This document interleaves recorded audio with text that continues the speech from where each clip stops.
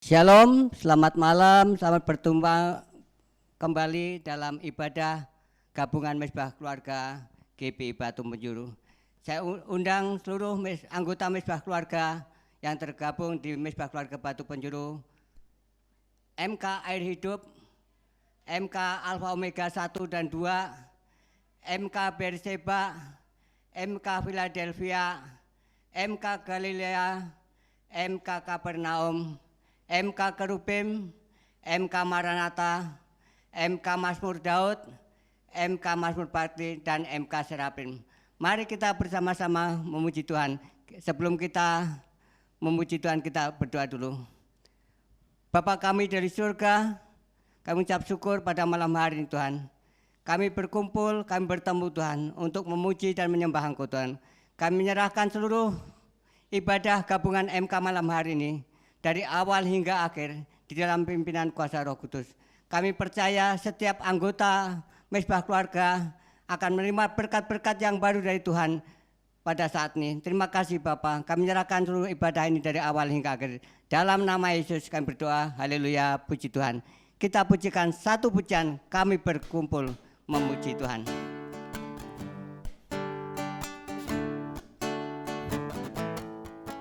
Kami berkumpul memuji-Mu, menyembah-Mu yang kudus. Kami berkumpul memuji-Mu, menyembah-Mu yang kudus. Pujilah Bapa, pujilah Anak, puji Roh Kudus, ketika yang esa. Pujilah Bapa, pujilah Anak, puji Roh Kudus, ketika yang esa. Haleluya, haleluya, haleluya, haleluya. Bapa, pujilah Anak, puji Roh Kudus, ketika yang esa. Pujilah Bapa, pujilah Anak, puji Roh Kudus, ketika yang esa. Haleluya, haleluya, haleluya, haleluya. Mari kita pujikan satu pujian, Ku Cinta Keluarga Tuhan.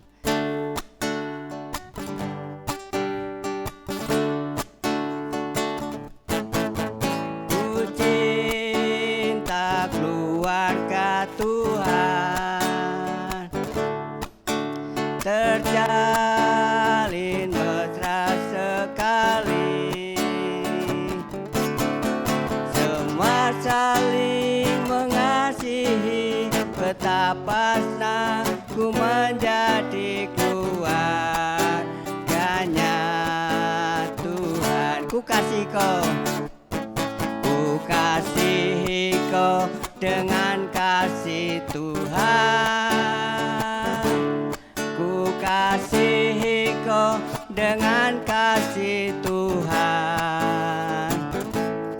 Ku lihat di wajah-Mu kemuliaan Raja. Ku kasihi kau dengan kasih Tuhan. Ku cinta keluarga Tuhan.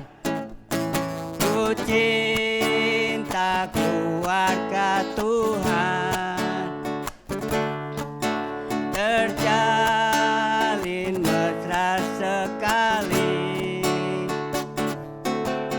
semua saling mengasihi, betapa senang ku menjadi keluarganya Tuhan.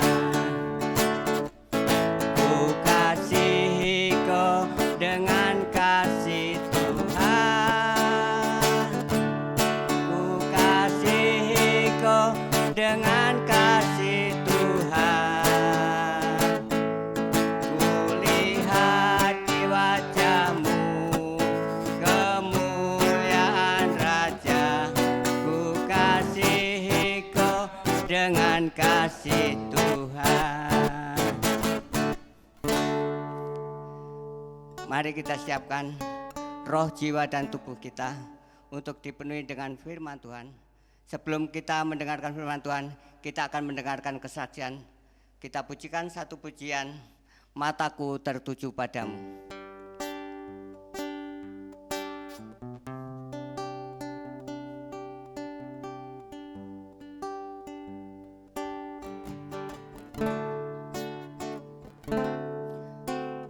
Mataku tertuju padamu, genap hidupku ku serahkan padamu. Pimpin aku masuk rencanamu untuk membesarkan kerajaanmu. Ku mau mengikuti kehendak-Mu ya Bapa. Ku mau selalu menyenangkan hati-Mu. Ku mau mengikuti, ku mau mengikuti kehendak-Mu ya Bapa. Ku mau selalu menyenangkan hati-Mu. Ku mau selalu menyenangkan hati-Mu.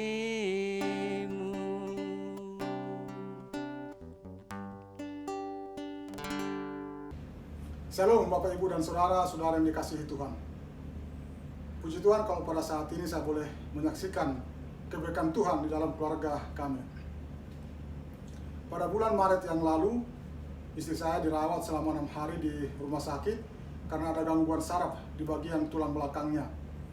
Sebelumnya istri saya sudah beberapa kali berobat. Kami juga selalu berdoa kepada Tuhan, memohon kesembuhan bagi istri saya. Akhirnya istri saya bertemu dengan seorang dokter spesialis ahli saraf yang sudah biasa menangani seperti penyakit yang dialami oleh istri saya. Dokter itu menyarankan kepada istri saya supaya segera dilakukan tindakan operasi untuk memperbaiki gangguan saraf di bagian tulang belakangnya. Karena istri saya sering merasakan kesakitan akibat penyakit tersebut, akhirnya dia menuruti apa yang disarankan oleh dokter dan mengambil keputusan untuk segera dilakukan tindakan operasi. Setelah konfirmasi dengan rumah sakit, istri saya memberitahukan kepada saya dan meminta saya untuk mengambil cuti. Karena situasi yang terjadi pada saat ini, saya tidak bisa cuti untuk pulang dan istri saya sangat merasa sedih karena saya tidak bisa menemani dia selama dia dirawat di rumah sakit. Saya dan istri serta anak-anak kami hanya bisa berserah kepada Tuhan.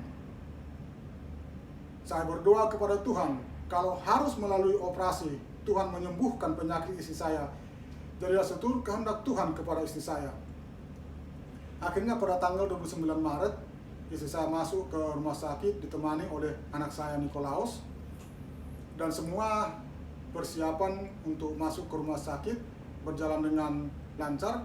Begitu juga persiapan untuk operasi. Semua hasil tes kesehatan istri saya bagus, dan juga hasil swab tes anak saya Nikolaus juga negatif. Jadi dia bisa menemani mamanya selama dirawat di rumah sakit. pada saat dilakukan tindakan operasi mulai jam 7 pagi sampai jam 2 siang, saya terus berdoa, berseru memohon pertolongan Tuhan. Puji Tuhan, karena pertolongan Tuhan, operasi serta pengobatan istri saya selama di rumah sakit, sampai istri saya pulang dari rumah sakit, semuanya boleh berjalan dengan baik. Dan juga semua biaya pengobatan istri saya selama di rumah sakit dan biaya operasi Tuhan cukupkan. Bapak, Ibu, dan saudara-saudara yang dikasihi Tuhan, percayalah, Tuhan akan menolong kita di setiap pergumulan yang kita hadapi kalau kita sungguh-sungguh berseru kepadanya. Karena firman Tuhan mengatakan di dalam Yeremia 33 ayat 3a, "Berserulah kepadaku, maka aku akan menjawab engkau." Puji Tuhan, saya mengucap syukur kepada Tuhan. Pada saat ini kondisi istri saya sudah sehat. Saya mengucapkan terima kasih banyak kepada Bapak dan Ibu Gembala dan kepada semua saudara-saudariku yang telah berdoa kepada istri saya selama dia berada di rumah sakit. Tuhan Yesus memberkati. Amin.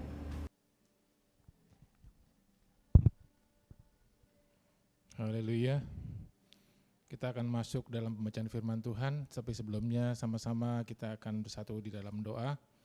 Allah Bapa di surga, kami mengucap syukur Tuhan atas segala kebaikan-Mu di dalam setiap kehidupan kami. Pemeliharaan Tuhan sempurna bagi kami semua Bapa. Kembali kami datang di hadirat-Mu Bapa dalam ibadah gabungan MK pada hari ini. Kiranya Tuhan sendiri yang beracara menuntun kami dalam ibadah ini dari awal pertengahan hingga akhir. Tuhan memberkati kami, berikan Roh Kudus-Mu menuntun kami, juga jemaat-Mu yang mendengarkan pada hari ini juga Tuhan memberkati. Kami siap menerima berkat-berkat yang terbaik dari Engkau. Dalam nama Tuhan Yesus kami sudah berdoa dan mengucap syukur. Haleluya. Amin. Shalom saudaraku yang terkasih. Kita kembali bertemu di dalam ibadah gabungan MK pada hari ini. Kita akan mempelajari firman Tuhan yang akan saya beri judul Hidup Berkecukupan. Kita akan membuka firman Tuhan dari Filipi 4 ayat 11 sampai 13 dan juga ayat yang 19. Saya akan bacakan Filipi 4 ayat 11 sampai 13 dan 19. Kukatakan ini bukanlah karena kekurangan, sebab aku telah belajar mencukupkan diri dalam segala keadaan.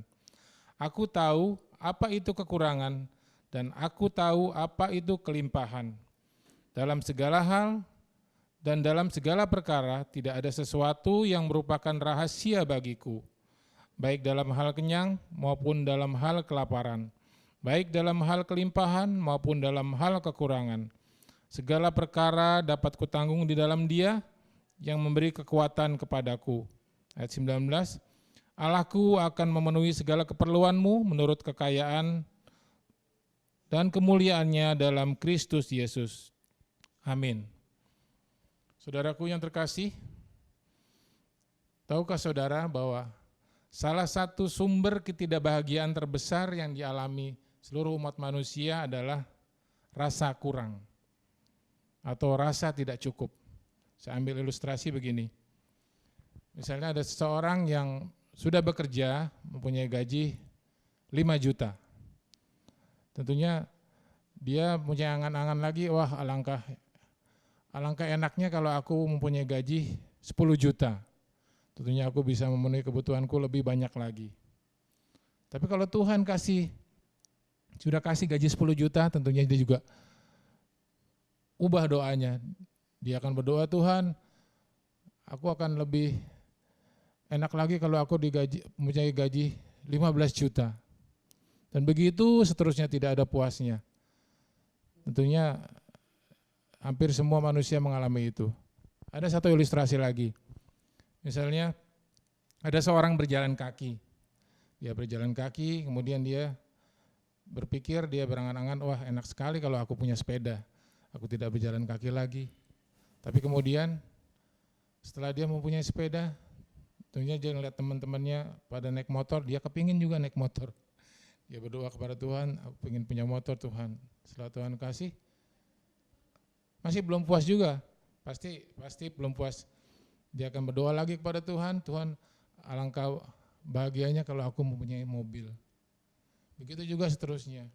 Nah, itu rasa-rasa tidak cukup itu terus menyelimuti dia, tidak ada puasnya gitu.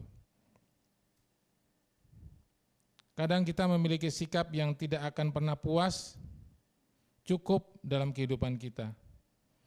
Saya tidak berkata bahwa kita tidak boleh berangan-angan, kita tidak boleh mempunyai cita-cita yang lebih tinggi lagi untuk memiliki sesuatu, harta misalnya. Tapi kita diajar oleh Tuhan untuk bisa menahan diri. Kita bisa mencukupkan dengan apa yang Tuhan percayakan kepada kita. Tapi jika kita tidak pernah merasa cukup, maka akan mendatangkan masalah yang besar buat kita. Jadi rahasia kita berbahagia apa rahasianya? Yaitu kalau kita merasa cukup di dalam kehidupan ini. Jadi Rasul Paulus berkata pada waktu dia di penjara, saudara, aku telah belajar mencukupkan diri dalam segala keadaan. Aku tahu apa itu kekurangan, aku tahu apa itu kelimpahan, tidak ada yang tertutup bagiku. Aku sudah mengalami semuanya. Jadi kuncinya apa, saudara? Kuncinya adalah aku mencukupkan diri dengan apa yang sudah Tuhan percayakan kepadaku. Jadi itu mencukupkan diri dengan apa yang sudah Tuhan percaya kepadaku. Jadi kata belajar berarti proses. Kita belajar itu berarti proses sampai kita menjadi mahir, sampai kita menjadi pandai. Dan itulah sikap yang harus kita kembangkan di dalam kehidupan kita. Merasa cukup dengan berkat yang Tuhan berikan. Jadi sumber ketidakbahagiaan itu apa? Jadi sumber ketidakbahagiaan adalah rasa kurang. Sebaliknya, rahasia bahagia adalah rasa cukup. Bisa dikatakan di sini adalah orang yang selalu merasa kurang adalah orang yang miskin jiwa. Saudaraku, bila perasaan tidak cukup dibiarkan, ini tentunya akan berakibat yang tidak baik. Akibatnya apa sih bila perasaan tidak cukup itu dibiarkan? Yang pertama, saudara, satu, mengaburkan pandangan kita tentang Tuhan. Jadi kita sebagai jemaat Tuhan, kita datang beribadah ke gereja dengan tujuan untuk memuji Tuhan, mendengarkan firman, dan memberi yang terbaik bagi Tuhan. Tapi arti mengaburkan pandangan Tuhan di sini, motivasi kita jadi berbeda. Kita ke gereja, motivasi kita hanya dengan meminta berkat aja terus. Jadi kita egosentris, ego kita yang diutamakan. Seharusnya kan terbalik. Justru harusnya kita God-sentris. Jadi kita mendahulukan Tuhan. Kita bisa lihat kita akan baca dari Matius 6 ayat 33, saudara. Matius 6 ayat 33. Tetapi carilah dahulu kerajaan Allah dan kebenarannya, maka semuanya itu akan ditambahkan kepadamu. Inilah janji Tuhan. Jadi kita dahulukan kerajaan Allah, nanti berkat itu adalah sebagai bonus. Tentunya berkat itu akan mengikuti kita. Kita bisa ambil contoh juga kita diajar dalam doa Bapa kami. Salah satu kata-katanya, berilah kami pada hari ini makanan kami yang secukupnya. Jadi di sini berarti Dia atau Tuhan adalah sumber berkat bagi kita. Kemudian dari doa ini juga kita diajar untuk tidak perlu khawatir. Tidak perlu khawatir, tidak serakah, kita minta secukupnya, dan juga kita diajar untuk menjadi berkat bagi orang lain. Jadi poin pertama, bila perasaan tidak cukup dibiarkan, akibatnya tadi mengaburkan pandangan tentang Tuhan. Kemudian poin yang kedua, akibatnya adalah merusak hubungan kita dengan orang lain. Tentunya merusak di sini dalam arti kita jika bergaul dengan orang lain, dengan teman kita, tentunya kita jadi memperhitungkan untung dan rugi. Wah, untung nggak ya gue bergaul dengan dia, untungnya apa? Saya mau bergaul sama dia, ntar saya rugi lah dan sebagainya. Jadi tidak sesuai dengan firman Tuhan. Sedangkan kita terhadap sesama kita kita diajar untuk saling mengasihi sesama kita. Jadi hubungan yang tidak murni di dalam kita berhubungan dengan orang lain. Mementingkan diri sendiri, serakah. Jadi relasi kita dilandasi oleh untung dan rugi. Jadi kita diajar hubungan kita harus dilandasi dengan kasih dengan orang lain karena itu yang Tuhan ajarkan kepada kita. Kemudian poin yang ketiga, akibatnya adalah mengakibatkan kekhawatiran. Jadi kalau kita tidak merasa cukup, yang ketiga adalah merasa khawatir. Jadi kalau merasa khawatir otomatis apa? Kita kehilangan sukacita, kita kehilangan rasa syukur. Jadi dari sini kita belajar bahwa Tuhan mengajar supaya kita tidak perlu khawatir karena Tuhan memelihara hidup kita.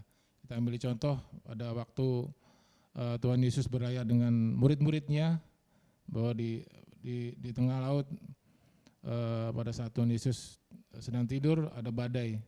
Kita tahu murid-muridnya sangat gelisah, sangat ketakutan. Tapi Tuhan Yesus tetap tenang, memberitahu mereka supaya juga mereka tenang. Karena apa? Karena Tuhan yakin bahwa pemeliharaan dan Tuhan pasti menjaga mereka. Itulah kita diajar untuk tetap tidak usah khawatir dalam setiap kehidupan kita. Itu 3 poin akibat yang tidak baik kalau kita merasa kurang, tidak merasa cukup dalam setiap kehidupan kita. Kemudian bagaimana kita memiliki hati yang berkecukupan? Gimana sih kita memiliki hati yang berkecukupan? Pertama, kita harus hidup berdasarkan kebutuhan, bukan keinginan. Kita bisa lihat dari Filipi 4 ayat 19. Filipi 4 ayat 19 dikatakan, Allahku akan memenuhi segala keperluanmu menurut kekayaan dan kemuliaannya dalam Kristus Yesus. Ya, di sini kalau kita hidup fokus pada Tuhan, maka Tuhan adalah cukup bagiku. Jadi kita fokus pada Tuhan, jadi kita tidak melenceng ke kiri ke kanan. Kalau kita fokus pada Tuhan, maka Tuhan akan mencukupkan kehidupan kita. Jadi kita harus hidup berdasarkan kebutuhan kita. Jadi kalau kita punya keinginan-keinginan yang memang kita belum mampu, kita harus bisa tahan diri. Harus mencukupkan diri dengan apa yang ada. Kita harus bersyukur dengan apa yang Tuhan berikan kepada kita. Kemudian poin yang kedua, bagaimana memiliki hati yang berkecukupan adalah hidup dengan iman. Jehovah Jireh, Tuhan burung-burung di udara dipelihara oleh Tuhan. Jadi kita diajar untuk mencukupkan diri dan percaya bahwa pemeliharaan Tuhan sempurna bagi kita. Bahwa kita hidup oleh iman, pasti Tuhan selalu menjaga kita. Jadi bersukacita atas segala janji Tuhan dan pemeliharaan Tuhan. Untuk poin yang ketiga dan yang terakhir adalah kita harus hidup berkemurahan. Hidup berkemurahan kita bisa dilihat dari Kisah Rasul 20 ayat 35. Kita buka. Dalam segala sesuatu telah kuberikan contoh kepada kamu, bahwa dengan bekerja demikian kita harus membantu orang-orang lemah dan harus mengingat perkataan Tuhan Yesus, sebab Ia sendiri telah mengatakan adalah lebih berbahagia memberi daripada menerima. Jadi Tuhan sendiri ajarkan di sini kita harus belajar memberi, jadi kita menjadi berkat bagi orang lain. Kaya dalam kemurahan. Jadi sebagai ayat pembanding kita buka juga 2 Korintus 9, kita banyak ayat saudara. 2 Korintus 9, camkanlah ini, orang yang menabur sedikit akan menuai sedikit juga, dan orang yang menabur banyak akan menuai banyak juga. Hendaklah masing-masing memberi menurut kerelaan hatinya, jangan dengan sedih hati atau karena paksaan. Sebab Allah mengasihi orang yang memberi dengan sukacita, dan Allah sanggup melimpahkan segala kasih karunia kepada kamu, supaya kamu senantiasa berkecukupan di dalam segala sesuatu dan malah berkelebihan di dalam pelbagai kebajikan. Jadi sikap memberi mematahkan keserakahan. Kemudian sikap memberi menghancurkan perasaan tidak cukup. Jadi 3 poin tadi supaya kita memiliki hati yang berkecukupan. Yang pertama, kita harus hidup berdasarkan kebutuhan, bukan keinginan. Yang kedua, hidup dengan iman. Yang ketiga, hidup berkemurahan. Jadi demikian firman Tuhan yang singkat ini. Biarlah kita juga menghadapi situasi saat ini yang kurang mendukung. Kita saat ini mengalami ada dampak virus dari corona selama udah hampir 2 tahun ini, tentunya memiliki dampak yang efek-efek yang luar biasa, mempengaruhi ekonomi, mempengaruhi pekerjaan kita. Tapi kita harus tetap yakin, kita fokus kepada Tuhan, pemeliharaan Tuhan selalu memberikan yang terbaik bagi kehidupan kita. Kiranya firman Tuhan menjadi kekuatan bagi kita. Tuhan Yesus memberkati. Kita satu dalam doa. Allah Bapa di surga, kami mengucap syukur Tuhan, sederhana yang kami sampaikan Bapa, kiranya juga firman yang boleh kami sampaikan menjadi rema bagi hati kami semua Bapa, biar juga kami boleh terus belajar, selalu dekat dengan Tuhan, dan selalu bersyukur atas setiap apa yang Tuhan percayakan bagi kehidupan kami. Kami serahkan kehidupan kami di dalam pimpinan dan penyertaan-Mu Bapa. Hanya di dalam nama Tuhan Yesus kami sudah berdoa dan mengucap syukur. Haleluya. Amin. Saudaraku yang terkasih dalam nama Tuhan Yesus, saya akan menyampaikan warta pada saat ini. Kita akan bertemu kembali di dalam ibadah raya hari Minggu yang disertai dengan perjamuan kudus, ibadah raya 1 dan ibadah raya 2. Bagi jemaat yang ingin hadir, boleh mendaftar melalui link yang sudah disediakan. Kami sarankan untuk yang ibadah 1 memang sudah full, jadi jemaat sekalian boleh mendaftar. Di ibadah yang kedua masih banyak tempat, jadi bisa mendaftar melalui yang sudah disediakan. Untuk pengumuman yang kedua, kita akan ketemu di ibadah berikutnya di gabungan MK, nanti akan diumumkan untuk pertemuan berikutnya. Kemudian juga untuk ibadah masing-masing MK sudah disarankan oleh Bapak Gembala boleh dilaksanakan baik secara onsite maupun secara online. Nanti bisa disampaikan kepada pengurus penata-layan, nanti akan diaturkan waktunya. Demikian pengumuman pada hari ini. Kita akan akhiri ibadah kita dalam ibadah gabungan pada hari ini. Kita akan doa syafaat dan akan lanjut ke doa berkat. Allah Bapa di surga, terima kasih Tuhan, kami mengucap syukur atas kebaikan-Mu Bapa. Kami pada saat ini berdoa bagi bangsa dan negara kami. Tuhan memberkati bangsa dan negara kami, pemerintahan kami dari yang tertinggi sampai yang terendah. Apapun programnya, Tuhan sendiri yang campur tangan di dalam kehidupan bernegara di bangsa kami Indonesia Bapa. Tuhan memberkati seluruh gereja-gereja Tuhan yang ada di Indonesia, terutama gereja kami GBI Batu Penjuru, segala macam pelayanan yang dilakukan, Tuhan tolong, Tuhan urapi, Tuhan memberkati. Tuhan memberkati Gembala Jemaat kami, Bapak Eri dan juga Ibu Nani, Bapak dan rohani kami, dan juga seluruh penata layan, Tuhan memberkati. Jemaat kami jika dengan segala permasalahan kehidupannya, Tuhan tolong, Tuhan memberkati. Terima kasih Tuhan, kami serahkan seluruh kehidupan kami hanya ke dalam tangan-Mu. Saudaraku, terimalah berkat dari Tuhan, akan saya akhiri. Tuhan memberkati engkau dan melindungi engkau.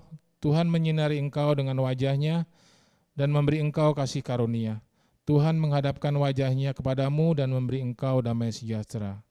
Tuhan Yesus memberkati. Amin.